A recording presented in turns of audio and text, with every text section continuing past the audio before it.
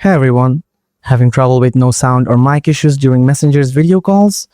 Whether they can't hear you or you can't hear them, don't worry, you're not alone. In this video, I'll walk you through the exact steps to fix it on Android.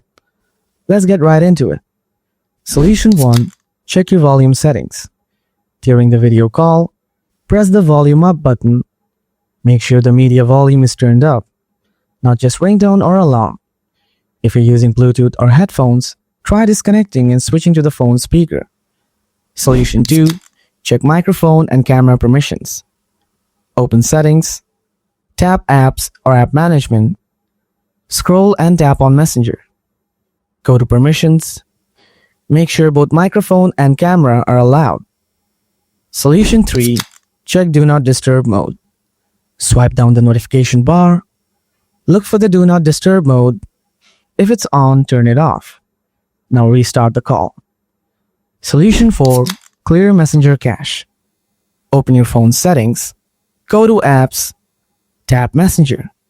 Then go to Storage and Cache. Tap Clear Cache. Reopen Messenger and test your call again.